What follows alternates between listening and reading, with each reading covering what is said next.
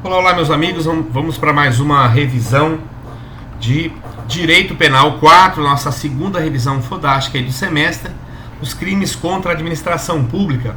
Lembrando que nós iniciamos o estudo do título 11 do Código Penal Brasileiro, artigo 312 até o artigo 359H, e nós vimos que este título ele tem 3 capítulos. O primeiro capítulo trata dos crimes contra a administração pública praticado por funcionário público. O título 2, dos crimes contra a administração pública praticado por particular. E, por fim, o capítulo 3, que trata dos crimes contra a administração da justiça. Serão tópicos aqui da nossa revisão o crime de descaminho, crime de contrabando, desacato, corrupção ativa, a resistência à denunciação caluniosa, a comunicação falsa de crime e, por fim, a autoacusação falsa.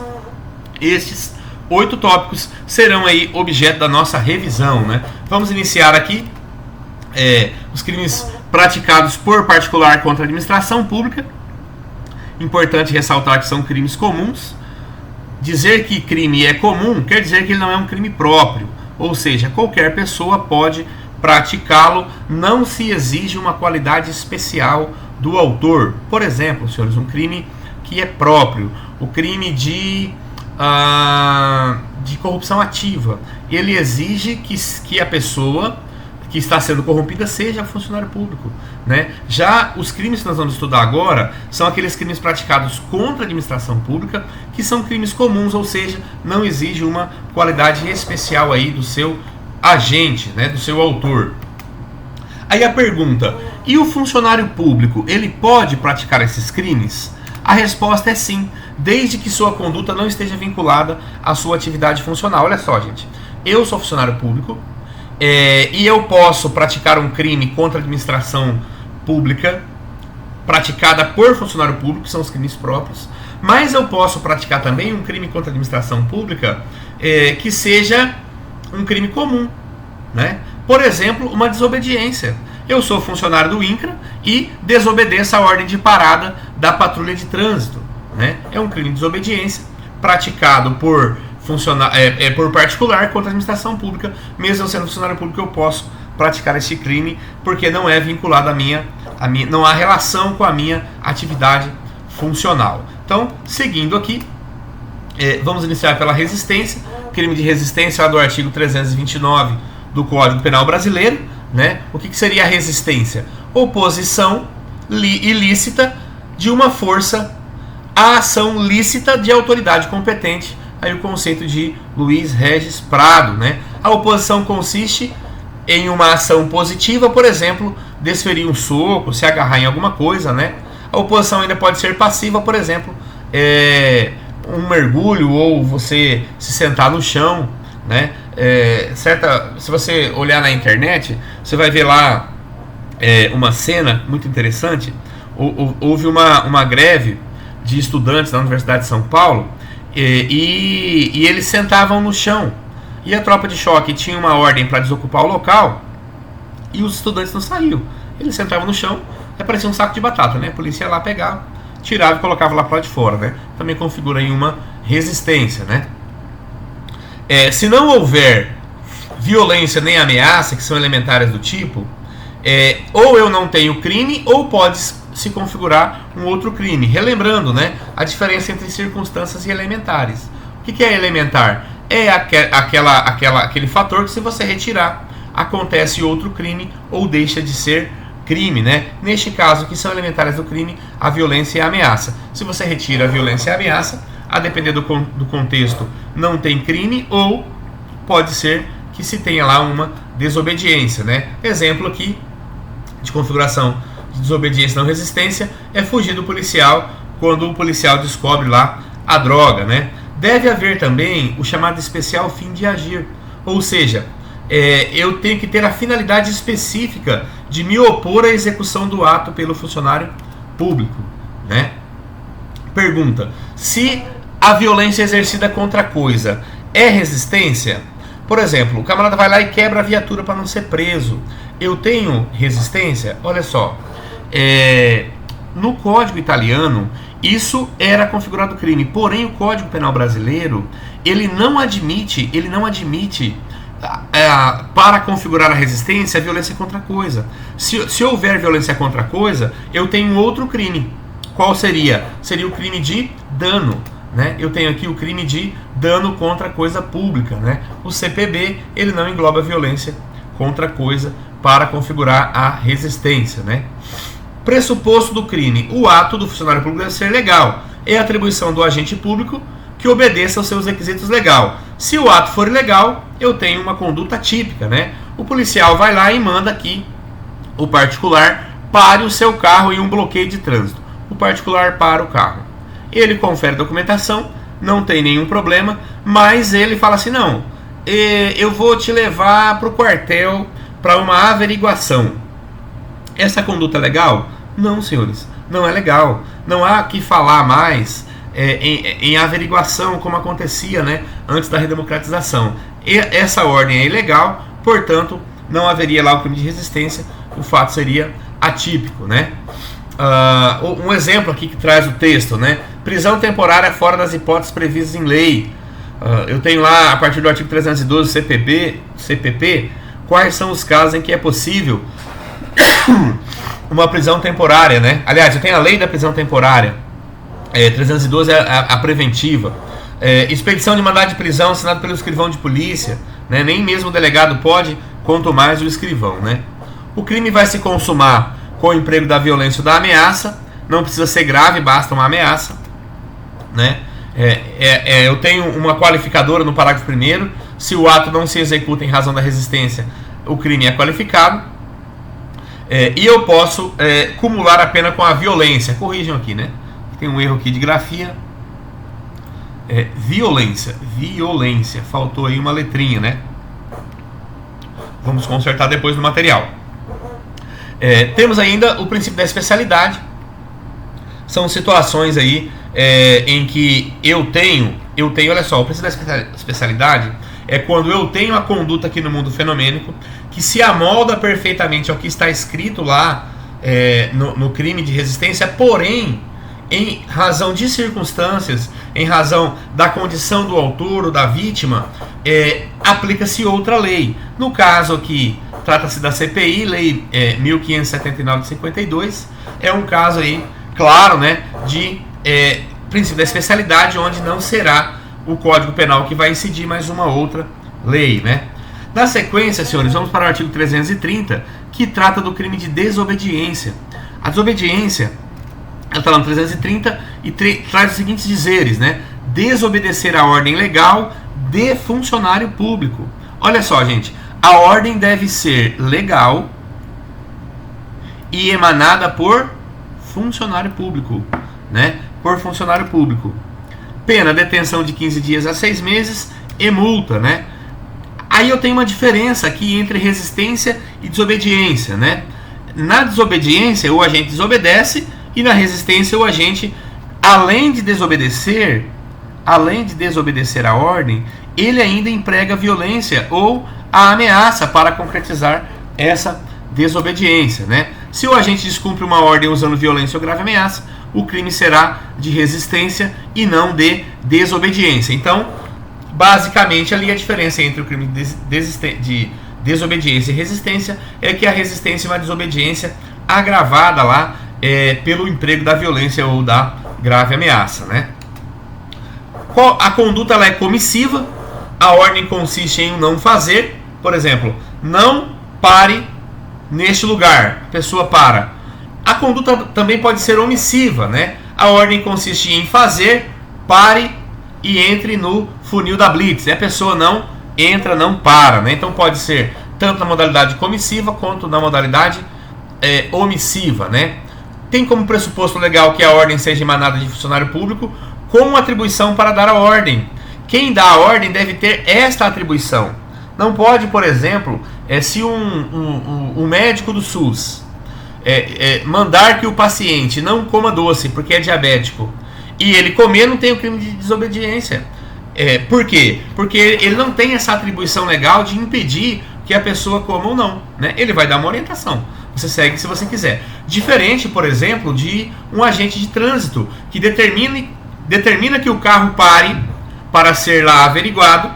questão de documentação do condutor, e ele desobedece, né? Eu tenho ali um crime porque ele tem essa atribuição, né? Pergunta: se a ordem for ilegal, o fato é atípico. Te deu uma ordem ilegal, você não cumpre, não é desobediência, porque só seria desobediência conforme o tipo penal, desobedecer a ordem legal de funcionário público, né? É um crime formal, ou seja, com o próprio ato de desobediência ele já se consuma. E aí, uma pergunta, né? Se for concedido prazo para cumprimento, né? Concedeu lá prazo para cumprimento, quando que ele vai se consumar, né? Deixa eu apagar isso aqui, risquinho aqui. Quando que ele vai se consumar, né? Foi concedido um prazo. Olha só, o juiz vai lá e fala assim: eu dou 48 horas para vocês desocuparem o imóvel.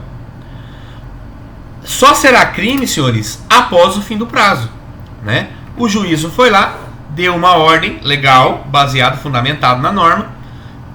O particular não cumpriu, eu tenho lá um crime de desobediência após findado este prazo dado pelo juízo. Exemplos mais frequentes, né? Recusem apresentar documentos quando solicitado pelo policial, crime de desobediência. Recusem parar o carro quando solicitado pelo policial na blitz, lá, desobediência. Fatos que não configuram esse crime à luz do princípio do nemo tenetur si detegere, né? Senhores, olha só, esse princípio, o nemo tenetur si detegere, ele significa o seguinte, ó, que ninguém é obrigado a contribuir com a própria destruição. Então, se o que você for fazer ou falar for te incriminar, por exemplo, você não incorre neste crime. Olha só, parado na lei seca e se recusa a submeter-se ao exame de dosagem alcoólica. É crime de desobediência? Não. Você vai levar uma multa administrativa, mas não vai responder pelo crime. Recusa em teste do bafômetro. Recusa em participar de reprodução simulada dos fatos, conforme o artigo 7º do CPP, né? E eu tenho lá o princípio da especialidade, como dito anteriormente, são os casos em que vai incorrer o autor, mas a aplicação não será da desobediência, mas será de outra norma, né? Pessoal, só corrigindo aqui, ó, só uma correção, aqui, ó, é o artigo, esse artigo aqui, ó, deixa eu mudar a cor aqui, é a lei 11.340, viu? A 11.343 é a lei de drogas. Então, só corrigindo aqui a lei 11.340, né? Hoje à tarde o aluno mandou lá uma observação, né? Muito bem feita.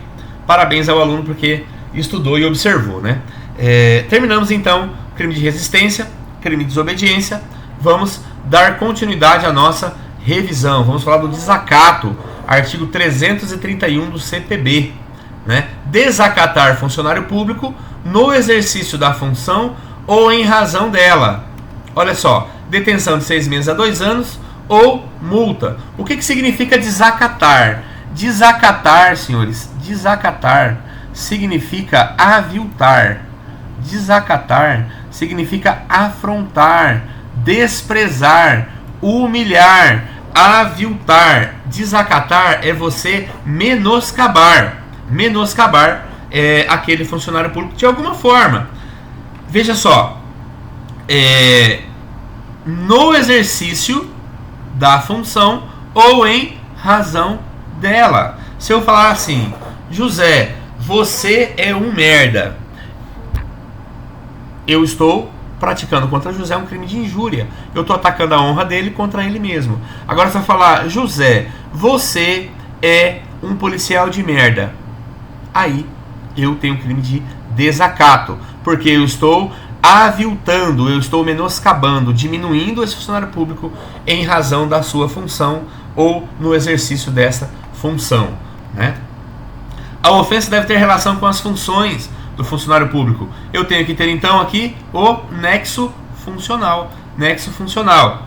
Senão eu tenho outro crime, né? É fazer pouco caso, diminuir a função, chamar o funcionário público de ladrão. Fulano, você é ladrão. Pode ser desacato ou pode ser injúria, a depender do caso concreto. Se não houver nexo funcional, é injúria. Se houver nexo funcional, eu tenho lá um desacato, né? Delito de livre execução. O que é um delito de livre execução? É aquele delito que pode manifestar-se de várias formas. Palavras injuriosas, difamatórias ou caluniosas, né? Vias de fato, eu teria lá uma contravenção penal também. Agressão física, gestos, né? Gritos e outras formas lá de menoscabar, de aviltar este funcionário público. Qual que é a relevância, né? Se o dolo do agente tiver relação com a função do funcionário público e houver nexo funcional, todos esses crimes ficam absorvidos e o agente responde pelo desacato, que é um crime mais grave, né? Eu tenho lá, por exemplo, a injúria real, tapa no rosto. Tapa no rosto é uma injúria real, né? Mas, se houver nexo funcional com a atividade do funcionário público, ele fica absorvido essa injúria real e eu tenho lá o crime de desacato, que tem uma pena bem mais grave, né? Observação, né? Se aplica o princípio da consunção na vertente do crime progressivo. Eu tenho lá a lesão corporal como meio, partindo para o 331, que é o fim. Para eu aviltar, para eu diminuir, eu vou agredir o funcionário público, né? E vai ter lá a consunção, né? Não haverá concurso de crimes entre desacato e vias de fato. Desacato e lesão, sempre haverá a absorção se tiver conexo. Foi o que nós dissemos, senhores. Eu tenho um crime meio. O que é o crime meio? É aquele para alcançar um resultado. Para eu entrar na sua casa e furtar o DVD, eu tenho que violar o domicílio. Então a violação do domicílio é um crime meio. Neste caso, para eu atingir o funcionário público em razão de sua função, eu vou lá e vou ofender-lhe a honra, eu vou agredir ele, eu vou praticar uma injúria real, com tapa no rosto, por exemplo, entre outras situações aí. Se consuma com o ato de desacatar, exemplo aqui, né? Policial manda parar, o condutor faz um gesto com os dedos e não para. Não é uma mera desobediência, é um desacato, né? Quando ele dá o dedo lá para o policial, ele está desacatando. O desacato deve ser praticado na presença do funcionário público, né? Por exemplo, fulano chega na delegacia, aproveitando-se que o delegado não está, passa a dizer em voz alta que se trata de um incompetente que não tem condições de exercer a função. Não é desacato, pois não há a presença do funcionário público. Eu tenho lá uma injúria, né? Artigo 140, ou mesmo a difamação, a depender do caso concreto. O próximo crime, pessoal, que nós vamos estudar, já partindo aqui para o final, é a corrupção ativa, né? Corrupção ativa que difere um pouco da corrupção passiva, que foi objeto de estudo no último bimestre lá, né? Então nós temos lá a corrupção ativa, artigo 333, que traz os seguintes dizeres, né? Oferecer ou prometer vantagem indevida a funcionário público para determiná-lo a praticar, omitir ou retardar ato de ofício. Pena, reclusão de 2 a 12 anos e multa. Gravíssima essa pena, né, senhores? Olha só, de 2 a 12 anos mais a multa, né? 2 a 12 anos de reclusão. Eu tenho aí no parágrafo único, né? A pena é aumentada de 1/3 se em razão da vantagem ou promessa o funcionário retarda ou omite ato de ofício ou o pratica infringindo o dever funcional, né? Tenho como verbo típico oferecer, prometer, né? Oferecer, relação de contemporaneidade da vantagem, tem que ser ali na hora, né? E prometer, trata-se de uma vantagem futura. O que é essa espontaneidade? Nasce do nosso interior. Espontaneidade, senhores, é diferente de voluntariedade. Nós falamos isso várias vezes durante a aula. Espontâneo nasce da minha vontade. Voluntariedade pode ser sugerido, mas eu faço se eu quiser, né? Essa é a diferença. Espontaneidade é algo que nasce do meu interior, e a voluntariedade é algo que pode ser sugerido para alguém. Olha, faça isso. Eu faço se eu quiser. Se eu quiser fazer, faço voluntariamente, eu tenho voluntariedade, mas aquilo não nasceu do meu interior, né? No caso aqui, deve haver espontaneidade, né? Para ser voluntário, basta a ausência de coação. Exemplo, a desistência voluntária lá do artigo 5º, falamos, artigo 15, né? Primeira parte, falamos isso várias vezes em sala de aula, né? No crime, exige-se a espontaneidade, deve nascer da vontade interna do agente. Ceder à exigência do funcionário, pagar após o funcionário público pedir vantagem indevida para adiantar a certidão, né? Então, olha só. Quando faz uma contraproposta, configura o crime. Aqui da espontaneidade, ó, no de cima, veja bem, ó. Vamos lá. Aqui, ó. Quando faz uma contraproposta, configura o crime. O camarada chega lá e fala assim, olha, eu te dou R$500 para você adiantar a minha certidão. O camarada fala assim, não, R$500 não, 800 eu faço. Pronto, configurou o crime, né, de corrupção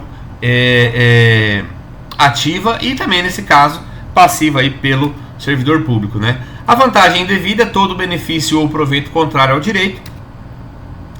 Pergunta se deve ter valor econômico, né, já falamos isso aqui. Uma primeira corrente diz que não necessita. Não é crime contra o patrimônio, sim contra a administração pública, né? O legislador não exigiu expressamente natureza econômica, defendido lá por César Roberto Bittencourt, Magalhães Noronha, né?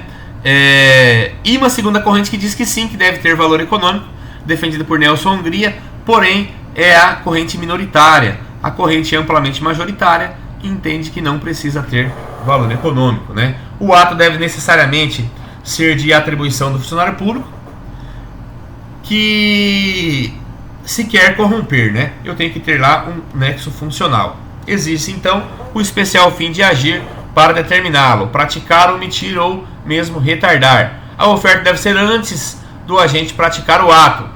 E se for depois que o agente praticou o ato? Se for depois, representa um ato de gratidão e não é uma corrupção ativa, né?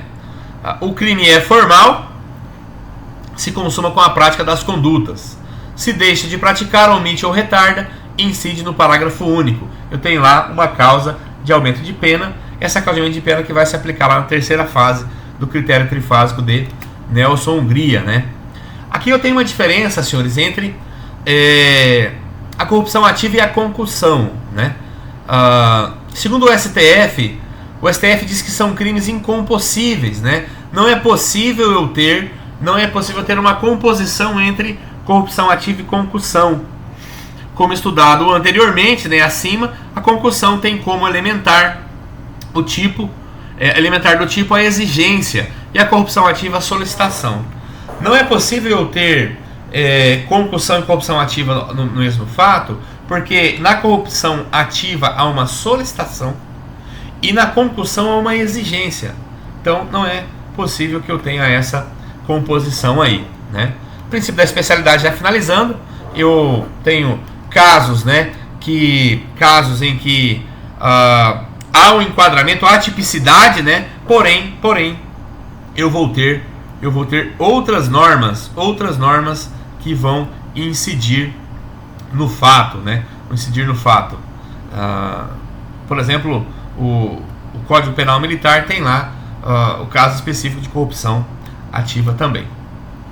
Caminhando aqui, senhores, nós temos aí do crime de descaminho, já partindo para o final. Crime de descaminho lá no 334 do CPB, tem lá iludir no todo ou em parte o pagamento de direito ou imposto devido pela entrada, pela saída ou pelo consumo de mercadoria. Senhores, olha só, é muito comum uma confusão entre descaminho e contrabando. Porém, o descaminho ele está mais relacionado a questões tributárias, né? Deixa-se de recolher o tributo, e lide-se o direito, né? Direito de quem? Do Estado, em receber aquele valor. O objeto ele não é proibido a venda no território nacional. Ocorre que não é feito a arrecadação desse valor, né?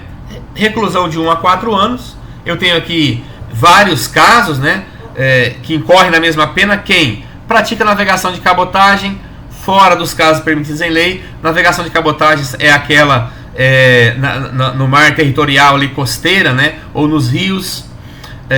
Pratica fato assimilado em lei especial a descaminho.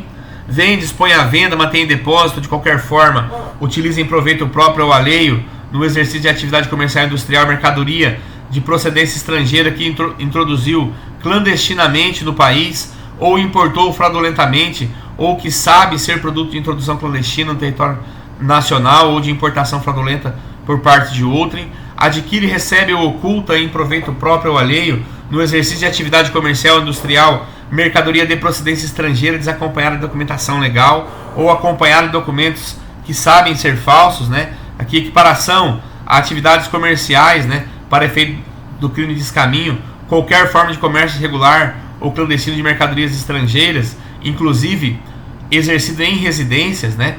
A pena aplica-se em dobro se o crime de descaminho é praticado em transporte aéreo. Aqui é importante, viu, pessoal? Olha só.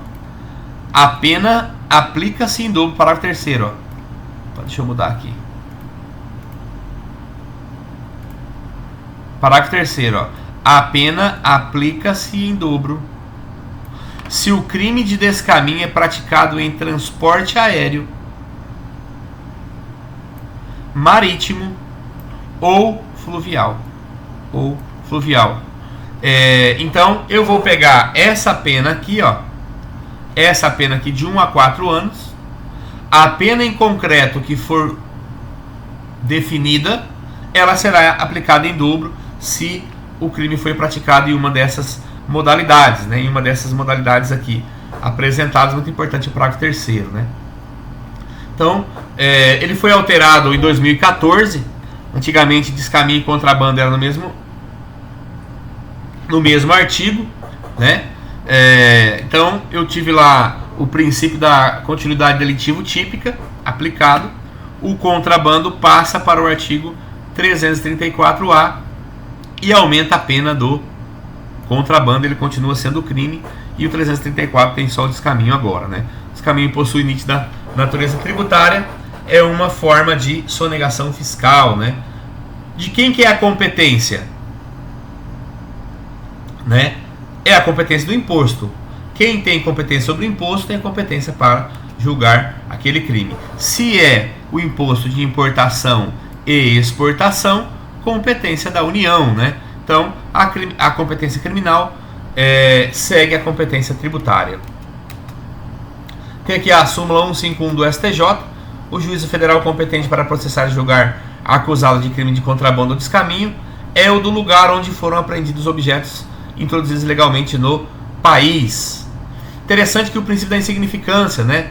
Mesmo entendimento da Lei 8.137 de 90, crimes contra a ordem tributária, né? Critério objetivo, valor sonegado e não o valor total das mercadorias é a referência. Olha só, eu tenho no descaminho a aplicação do princípio da bagatela, mas o marco referencial não é o valor do produto, mas é o valor do imposto daquele produto, que hoje é na casa aí dos 20 mil reais, né? Dos 20 mil reais. Se o valor sonegado não passar de 20 mil reais, aplica-se a bagatela pela portaria 75 de 2012 do Ministério da Fazenda. Puxa, mas 20 mil reais 20 mil reais é muito dinheiro, sim, é verdade. Mas quando eu falo em arrecadação tributária, não. Porque o país arrecada bilhões de reais. Então 20 mil reais, frente a esses bilhões que são arrecadados, ele não é nada, né? Não é nada. O descaminho absorve lá pela consunção crime de falsidade. Por exemplo, da Boutique das Lu, né? Ele praticava falsidade ideológica para sonegar imposto, né? Se houver relação de contexto fático, o descaminho absorve a falsidade. Aqui um julgado do STJ, né, que tratou sobre isso. Extinção da punibilidade pelo pagamento. A Lei 8.137 de 90, que trata dos crimes contra a ordem tributária, ela traz lá quais são os crimes contra a ordem tributária. E a Lei 10.684, ela lá no artigo 9º, ela diz o seguinte, ó, no parágrafo 2º, a extinção da punibilidade nos crimes da Lei 8.137 se o agente efetuar o pagamento integral do valor sonegado, ou seja, dinheirinho no cofrinho do riquinho. O Estado quer arrecadar. Se o camarada pagar, lá nos crimes da Lei 8.137, também é considerado lá extinta a punibilidade. É uma causa de extinção da punibilidade fora lá do artigo 107, né, do Código Penal. Ao fisco interessa tão somente arrecadar, né? Aplique-se ao descaminho, pois esse tem natureza tributária. Isso aqui, senhores, era assim. Aplicava-se ao descaminho até 2015. Em 2015, o STJ mudou de posição. Né? Ele entendeu que não extingue mais se você pagar o imposto, né? O STF, aqui nessa outra decisão, né? Era assim, gente, ó. O que é exaurimento da via administrativa?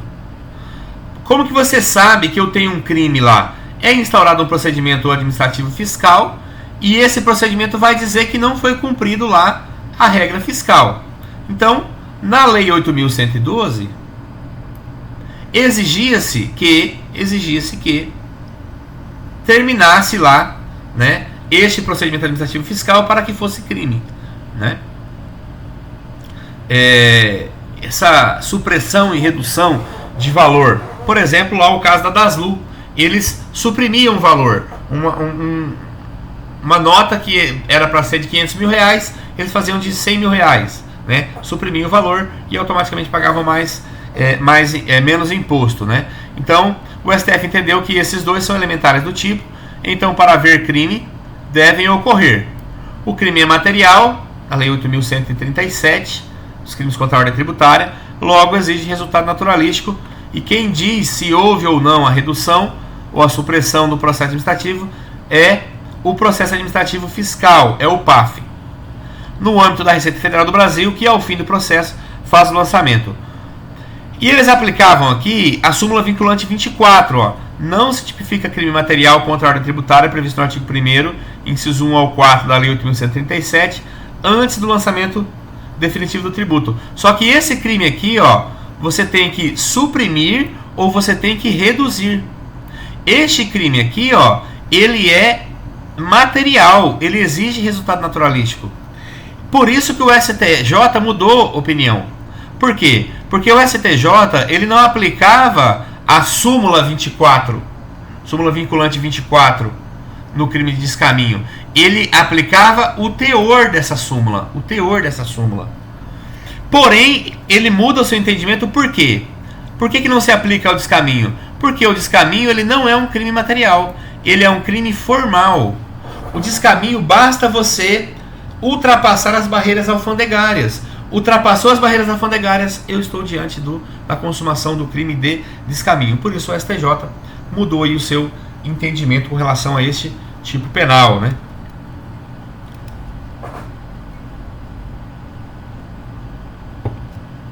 Olha só, consumação, ó.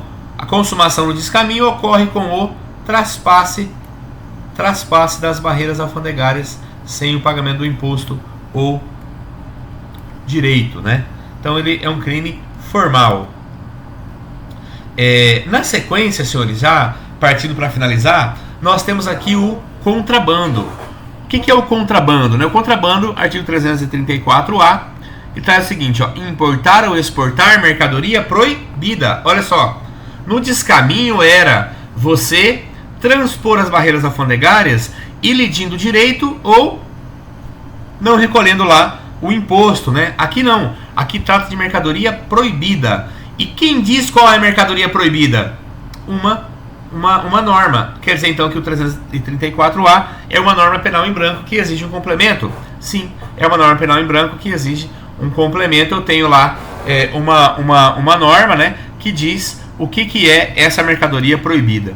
Reclusão de 2 a 5 anos, né? Incorre na mesma pena quem pratica fato assimilado em lei especial a contrabando, importa ou exporta clandestinamente mercadoria que dependa de registro, análise ou autorização de órgão público competente, reinsere no território nacional mercadoria brasileira destinada à exportação, vende, dispõe à venda, mantém em depósito ou de qualquer forma utiliza em proveito próprio ou alheio no exercício de atividade comercial industrial mercadoria proibida pela lei brasileira, adquire, recebe ou oculta em proveito próprio ou alheio no exercício de atividade comercial industrial mercadoria proibida pela lei brasileira, equipara-se as atividades comerciais para efeitos deste artigo qualquer forma de comércio irregular ou clandestino de mercadorias estrangeiras, inclusive aquele exercido em residências, né? Parágrafo 3º, a pena aplica-se em dobro se o crime de contrabando, aqui também é importante, ó. Parágrafo 3º, a pena aplica-se em dobro, eu tenho uma causa de aumento de pena, se o crime de contrabando é praticado em transporte aéreo, marítimo ou fluvial. Isso se dá, senhores, segundo a doutrina, em razão da maior dificuldade em fiscalização. Por exemplo, senhores, olha só, o estado de Rondônia tem 1.342 quilômetros de fronteira com a Bolívia, 100% fluvial.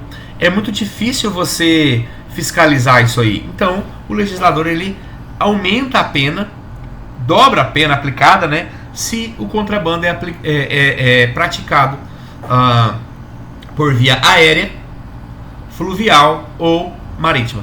Pessoal, olha só, lembrando que o contrabando ele é de mercadoria proibida. Diferença, né?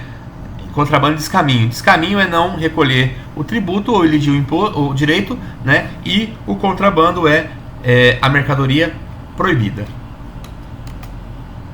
Não possui a natureza tributária do descaminho. Logo, não há incidência da insignificância. Para constituir o crime, o produto deve ser proibido no Brasil. E há dois tipos de proibição. A proibição absoluta, não pode o produto ingressar, né? Não pode, aqui está errado, viu, pessoal? Não pode o produto ingressar em hipótese nenhuma no território nacional. E eu tenho a proibição relativa, onde o produto pode ingressar, porém, desde que satisfaça alguns requisitos, né? Exemplo aqui, o colete balístico, né? Tem que ter autorização lá do comando do Exército. E aí, onde que estão essas proibições? Em normas administrativas em geral. Tem aqui um julgado do STJ, né, que trata sobre essa questão, né? Aplica-se a insignificância? Não se aplica. Por que não se aplica? Porque ele não tem a natureza tributária. Lá a natureza tributária do descaminho, né? É o mesmo raciocínio para o contrabando de cigarro, não se aplica a insignificância, podendo ser o único maço de cigarro lá, um HC 697 456 de Santa Catarina. Ainda não se aplica a insignificância no caso de contrabando de gasolina. Senhores, olha só, o cigarro, a gasolina, pneu, por que é contrabando e não descaminho? Porque é proibida a ingressar em território nacional sem o controle prévio, né? E quem diz isso? Uma norma, outra, por ser o contrabando lá uma norma penal em branco, né? Aqui o exemplo, né, da máquina de caça-níqueis, né? O que é proibido é o noteiro, né? Não é a estrutura lá, o monitor, mas é o noteiro. Esse chip aqui que faz com que a cada tantos reais uma pessoa ganha, né? É um jogo de azar esse aqui, né? Arma de pressão. Quando que vai se consumar o crime? Quando ultrapassa a zona alfandegária. Ingressou lá, ultrapassou a zona alfandegária, aquela área de controle, eu tenho lá o crime consumado, né? Súmula 151 do STJ traz a competência do local também, da mesma forma, né? No descaminho. Aqui termina o capítulo 2º, né? Do título 11, dos crimes contra a administração praticados por particular. E aqui nós ingressamos já, partindo para finalizar, os crimes contra a administração da justiça, né? Iniciamos lá com a denunciação caluniosa. Olha só, gente, nós estudamos o título 11. O capítulo 1 trata dos crimes contra a administração pública praticadas por particular. O capítulo 2, os crimes contra a administração pública praticada, aliás, o 1, praticado por funcionário público. O 2, crimes contra a administração pública praticadas por particular. E o 3 agora, os crimes contra a administração da justiça, iniciando pela denunciação caluniosa, né? O que diz lá? Dar causa à instauração de inquérito policial, de procedimento investigatório criminal, de processo judicial, de processo administrativo e disciplinar, de inquérito civil ou de ação de improbidade administrativa contra alguém, imputando-lhe crime, infração ético-disciplinar ou ato improbo de que o sabe inocente, reclusão de 2 a 8 anos, de 2 a 8 anos e multa. A pena é aumentada da sexta parte se o agente se serve do anonimato ou de nome suposto, né? Pela denunciação caluniosa. A pena é diminuída da metade se a imputação é de prática de contravenção. Perceba aqui, pessoal, que a denunciação caluniosa, ela pune a contravenção no parágrafo 2º e ela pune o crime, né? Então, não só o Brasil, senhores, com relação ao delito, com relação à infração penal, ele adotou a teoria bipartite, que divide em crime e contravenção, né? A denunciação caluniosa, ela pune tanto a denúncia falsa de crime, como também a denúncia falsa de contravenção penal. Então fala lá, o agente imputa fato criminoso ou uma contravenção, parágrafo 2º, a alguém sabendo que este é inocente, né? Só se admite o dolo direto, o sabe inocente. Ele o sabe inocente. Diferença entre denunciação caluniosa e calúnia, né? Olha só, gente, isso aqui é importante, a diferença. A primeira diferença está no bem jurídico. O que o direito quer proteger? Na calúnia, o direito quer proteger a honra. Aqui na calúnia. É a honra que o direito quer proteger. Na denunciação caluniosa, é a administração da justiça. Na calúnia, basta imputar falsamente fato criminoso a alguém. Na denunciação caluniosa, não basta só imputar. É necessário que seja instaurado o processo ou o procedimento, né? Se consuma com a mera imputação, e aqui não. Aqui é um crime material, né? Se consuma com a instauração do processo ou do procedimento. Na calúnia só trata de crime. Na denunciação caluniosa pode ser tanto crime quanto contravenção penal. Aqui é uma ação penal privada e aqui é uma ação penal pública incondicionada, e a pena é muito mais grave, né? De 2 a 8 anos. A calúnia é um crime de ação penal privada. Ele tem como objetividade jurídica proteger a honra. Denunciação caluniosa, proteger lá a administração da justiça, né? Importante também pra caramba aqui esse quadro, né? Muito bem colocado lá pela doutrina. Diferença entre denunciação caluniosa e falsa comunicação de crime do 340, né? Na denunciação caluniosa, aqui, pessoal, vamos ter que corrigir, tá? Deixa eu fazer uma correção rápida aqui, Aqui, na denunciação caluniosa, viu? O agente imputa, atribui a alguém a autoria. Na comunicação falsa de crime, o agente não imputa a autoria a ninguém. Ele comunica só, né? Aqui na denunciação caluniosa, aqui leiam denunciação caluniosa aqui, Ele vai lá e imputa a autoria, né? Atribui a alguém. Na comunicação falsa não, né? Para propositor da ação penal por esse crime é necessário esperar o término do processo ou o procedimento previsto no tipo penal instaurado em razão da denunciação. Temos aqui duas correntes, né? Uma primeira corrente diz que sim, o resultado do processo instaurado em razão da denunciação caluniosa constitui uma questão prejudicial, né? É amplamente dominante, mas eu tenho uma segunda corrente que diz que não é uma questão prejudicial. Não preciso esperar que se apure para que eu faça peça as providências do Estado. Se consuma com a instauração do processo ou do procedimento previsto em lei, ele aceita o arrependimento eficaz. Só lembrando, né, o que é o arrependimento eficaz? Antes que o crime se consuma, lá pelo iter criminis, o agente toma medidas para evitar o resultado, né? Então eu tenho lá como exemplo aqui a noiva que denuncia o ex-noivo por estupro. antes de se instaurar o inquérito, como a denunciação caluniosa ela é um crime material que exige resultado no mundo fenomênico, né? Antes desse resultado, antes da instauração, ela vai lá e muda de opinião, né? Ela volta e desmente. Eu teria aqui no caso uma calúnia, né, do 138, porém na forma da lei aqui exigiria-se lá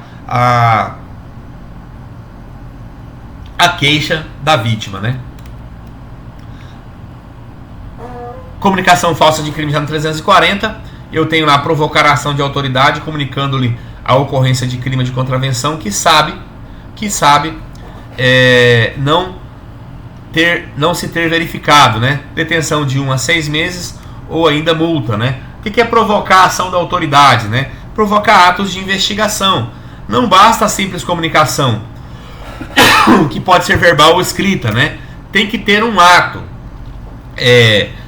A autoridade tem que tomar alguma ação investigatória. Por exemplo, alguém vai lá e fala assim: olha, tá acontecendo um roubo a banco ali na esquina da rua tal.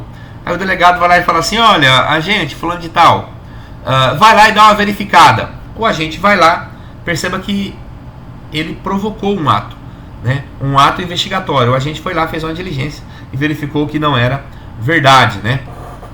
Quem que é a autoridade para esse crime? É o encarregado da investigação policial. O delegado de polícia, né, o Ministério Público ou mesmo o juiz, né? A comunicação deve ser falsa, não pode haver indicação do autor do crime, porque se eu tenho a indicação do autor do crime, a imputação de autoria, eu não tenho essa falsa comunicação, eu tenho a denunciação caluniosa 339, que é um crime muito mais grave, né? Consumação com a tomada de atitude pela autoridade, né? Quando a autoridade toma aquela atitude investigativa, seja mandando uma diligência, seja fazendo alguma coisa ali, algum ato investigatório, eu tenho lá a consumação do crime, né? Já finalizando aqui nosso 8º tópico, senhores, a autoacusação falsa, 341 do CPB, eu tenho lá acusar-se perante a autoridade de crime inexistente ou praticado por outrem, né? Detenção de 3 meses a 2 anos ou multa. O agente atribui-se prática de um crime, acusa-se a si mesmo de alguma coisa, né? Crime praticado por outrem para proteger alguém, ou crime inexistente, né? Pode ser para safar-se de uma outra conduta na qual é investigado. Um agente investigado por latrocínio, por exemplo, acusa-se falsamente de ter praticado um furto de um celular em sala de aula no mesmo dia e horário dos fatos pelo qual é investigado, trocando um crime grave por um crime relativamente simples, né? Veja bem, gente, ó, essa autoacusação ela pode ser de duas formas: ou para proteger alguém, né? O pai que quer proteger o filho, a esposa, atribui a si aquele crime que aconteceu, ou um crime que não aconteceu, mas o agente quer atribuir-se a esse crime por vezes para se safar de outro crime. No exemplo que nós trouxemos, é assim: eu vou lá, pratico um latrocínio, né, que é o roubo lá qualificado pela morte do agente para manter a posse do objeto, ou eu mato para ter o objeto, e eu vou lá e vou para o delegado de polícia e falo assim: olha, na quinta-feira, 8 horas da noite, eu furtei um celular na sala de aula. Perceba que eu tenho um furto simples, pena lá de 1 a 4 anos, que vai suplantar um crime onde eu começo a falar em pena com 20 anos, 20 a 30 anos, né? Isso que fala ali, eu trocar um crime grave por um crime relativamente simples, né? Porque o furto simples, se eu for primário, nem preso eu vou ficar, né? Nesse ordenamento aí brasileiro. O fato é que existem essas duas formas: ou para proteger alguém, ou para ilidir lá um crime que não aconteceu. O crime pode ser doloso, culposo, préter-doloso, consumado ou mesmo tentado, né? E se for de contravenção, aí é atípico. Por quê? Porque o tipo penal fala imputar-se crime, e contravenção não é crime, conforme nós falamos lá, a teoria de Partite, onde diferencia lá a infração penal em crime e contravenção penal, também chamado de crime vagabundo, crime anão, né? Diferença entre autoacusação falsa e denunciação caluniosa: na autoacusação, o autor atribui o crime a si mesmo; na denunciação caluniosa, é atribuído a outra pessoa. Quem é essa autoridade, né? Órgão encarregado pela persecução penal, delegado, MP ou juiz, e basta a mera atribuição para que ele se consuma. Se o agente, além da autoacusação, atribuir a terceiro, eu teria lá um concurso de crimes entre o 341, o 339 ou mesmo lá o 338. Aliás, o 138. Não há dia fácil, o último foi ontem. Terminamos aqui a nossa rápida revisão, né? Desejo a todos aí uma boa prova. Esses assuntos foram estudados à exaustão em sala de aula. Aqui nós fizemos apenas uma retrospectiva, né? E que possamos aí ter sucesso na nossa caminhada. Essa é a nossa última prova do semestre e que Deus abençoe a todos.